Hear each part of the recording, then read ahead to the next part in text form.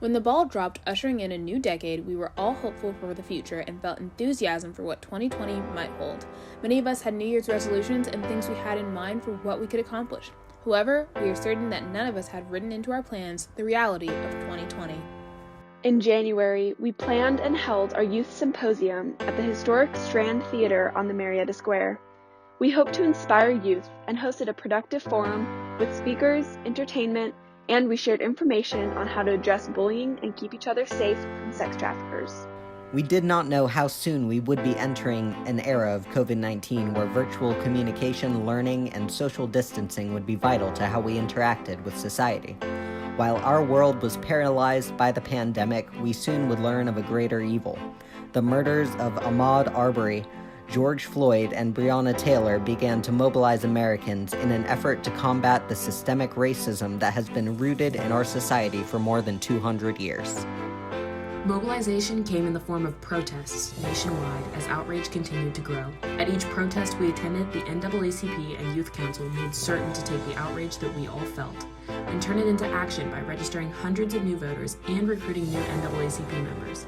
Many adults donated funds to sponsor youth members. We are hoping each of you will do that today.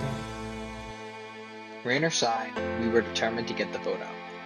In June, the NAACP provided election protection services by visiting the polls, reporting long lines, and encouraging voters to stay in line. We handed out food and drinks to those who had been waiting for hours. On June 19th, the NAACP hosted a march and rally to celebrate Juneteenth. We marched from the NAACP office to Marietta Square, where thousands of people gathered to participate. Our annual education forum featured two of our youth council members who courageously spoke truth to power by sharing their experiences. In the days leading up to the national election in November, we participated in contactless canvassing to get the vote out, and on Election Day, we assisted with voter protection. It has been a year of opportunity, learning, growth, and service under the guidance of President Jareen Grimes and Supervisor Sidney Grimes. But now, many on the Youth Council are graduating high school and will go off to college where they will join youth councils and college divisions of the NAACP. To keep this energy going, we need more youth council members, and we need donations to help sponsor youth members.